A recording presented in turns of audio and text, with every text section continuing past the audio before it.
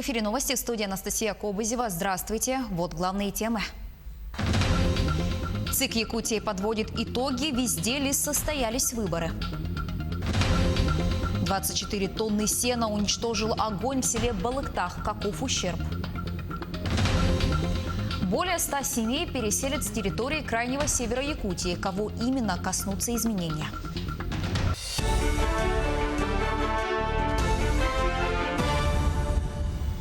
228 избирательных кампаний прошли в Якутии в единый день голосования. В выборах приняли участие более 78 тысяч избирателей. Явка в среднем по республике составила 45,7%, что практически вдвое больше по сравнению с прошлым годом. Все 228 кампаний состоялись и признаны действительными, кроме одной кампании. Это в маленьком селе Среднеамгинский, на слег Амгинского улуса. Всего там один кандидат был, но даже когда нет альтернативы, в таких случаях допускается проведение выборов, но в этом случае кандидат должен набрать более 50%. Но в данном случае депутат не смогла набрать половину голосов избирателей, поэтому выборы признаны несостоявшимися. Между тем, на выборах поселенческого уровня 100% явку показатели жителей Игидейского наслега Татинского района и избирателей Ючугейского наслега Эмиконского района. В обоих поселениях выбирали глав муниципальных образований. На выборах районного уровня активно участвовали избиратели Амгинского района, где явка составила 73%. Напомним, там победу одержал действующий глава Николай Архипов. Он набрал 57% голосов. Действующий глава Сунтарского района Анатолий Григорьев переизбран на выборах. Он набрал почти 87% голосов избирателей. В Хангаласском районе победил Олег Иринеев. У него 56% голосов. По итогам выборов в Якутскую городскую думу по Центральному одномандатному избирательному округу победила кандидат от «Единой России», главный врач Якутского республиканского онкологического диспансера Лена Афанасьева. За нее проголосовали около 1200 избирателей. 110 глав всего избиралось по республике Саха-Якутия. Из них мы набрали уверенно 95 человек. В 3 районных выборах районного уровня выиграли тоже наши кандидаты, получается. И особо хотелось бы отметить городской округ, до выборы депутатов в городскую думу, где выиграл наш кандидат Афанасьева Лена Николаевна.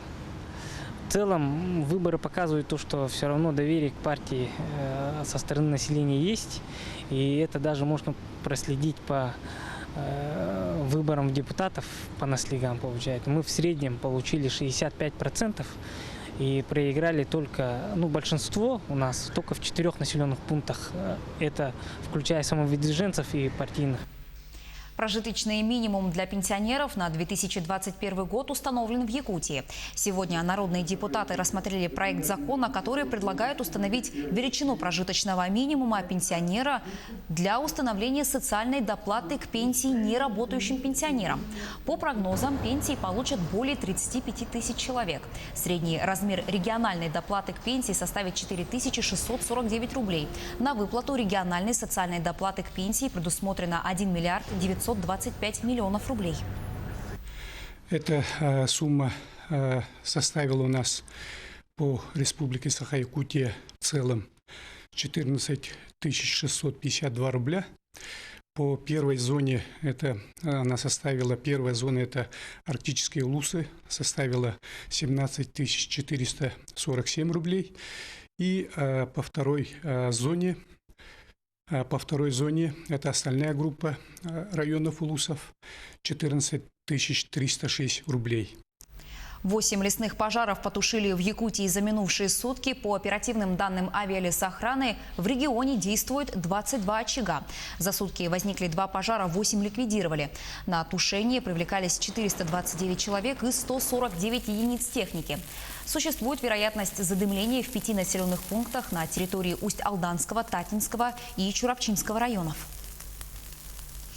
селе Балыктах Мигино-Кангаласского района огонь уничтожил 24 тонны заготовленного сена частного подсобного хозяйства. Изначально лесной пожар был зарегистрирован в селе Матта. Огонь распространился до местности Дайду. Это недалеко от Балыктаха, где и произошло ЧП. Как рассказывают местные жители, с огнем борются уже несколько дней. Ущерб составил 120 тысяч рублей. Сейчас в настоящий момент проводится актирование ущерба местной администрации. И по результатам этого будет рассмотрен вопрос уже на уровне района по возмещению ущерба. Надеемся поддержать своих сельхозников в этой части. Более 100 семей переселят с территории крайнего севера Якутии в этом году. Вступило в силу постановление правительства страны, согласно которому россияне, покидающие территории крайнего севера, но не успевшие приобрести жилье, смогут сделать это в ближайшие 2 года. Изменения касаются северян, населенные пункты которых закрываются по решениям региональных властей. Они смогут получить сертификаты на квартиру. Для этого им нужно подать заявление региональным властям до 1 декабря следующего года и обратиться в банк в течение 3 месяцев с момента принятия положительного решения. Российские школьники напишут итоговые контрольные по программе прошлого года. Они пройдут для учащихся 5-9 классов с 14 сентября по 12 октября. Школы сами составят график проведения контрольных в рамках этого периода. Для 5-8 классов проверочные работы обязательны. В 9 классах ВПР проводятся в режиме апробации по решению учебного заведения. Для каждой школы варианты контрольных будут индивидуальными. В августе в Якутии началось поэтапное открытие спортивных объектов. Из-за пандемии коронавируса у спортсменов республики не было возможности заниматься почти 5 месяцев. С 18 августа свои двери открыл тренажерный зал в спортивном комплексе «Кимберлит» Мирного.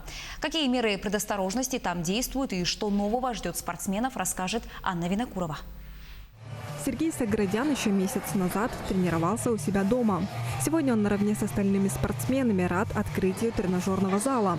В марте из-за пандемии COVID-19 в Якутии закрылись абсолютно все спортобъекты.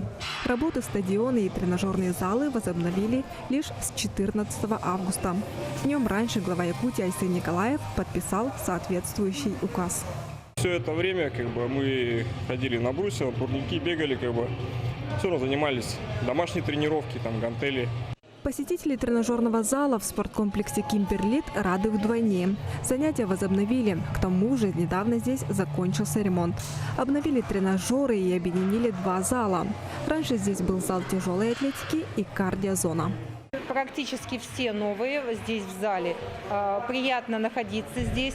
Просто он светлый, он просто душа требует занятий, тело требует занятий. И очень приятно, что такой зал у нас появился. Несмотря на то, что спортивные объекты открылись, пандемия коронавируса еще не закончилась. Поэтому в Кимберлите соблюдают меры предосторожности. Каждые 2 часа проводят дезинфекцию помещения. На каждое занятие по режиму работы тренажерного зала предусмотрено не более 20 человек. Для соблюдения рекомендаций Роспотребнадзора при входе в здание для работников и для всех посетителей организована термометрия бесконтактным способом. Также у нас в зале установлен рециркулятор для обеззараживания воздуха, дозаторы для дезинфекции рук. По требованиям Роспотребнадзора в тренажерном зале на каждого посетителя должно быть не менее 4 квадратных метров. Поэтому, чтобы попасть на тренировки в Кимберлит, нужно заранее записаться по номеру 8 800 250 51 60 и вместе с консультантом выбрать удобное для вас время. Анна Винокурова, Кирилл Шолохов, телеканал «Алмазный край». Сквер ямщиков открыли в Якутске. Он находится на перекрестке улиц Чернышевского и Красноярова. Торжественное открытие сквера началось с обряда освящения и благословения нового объекта, который провел архиепископ якутский Ленский Роман. В 2018-м республика по инициативе общественной организации региона «Потомки государевых ямщиков» отметила 275-летие со дня становления Иркутско-Якутского тракта. В середине 17 века Якутия была присоединена к российскому государству и объявлена государевой землей. Сквер ямщиков создан в память о ссыльных ямщиках, пашенных крестьянах и людей, которые осели на новых для них местах и не вернулись на свою малую родину. Сквер Ямшика – это, конечно, очень большое дело. Это дань уважения нашим предкам, поклонение к нашей истории. Этот сквер надо доделать до будущего года.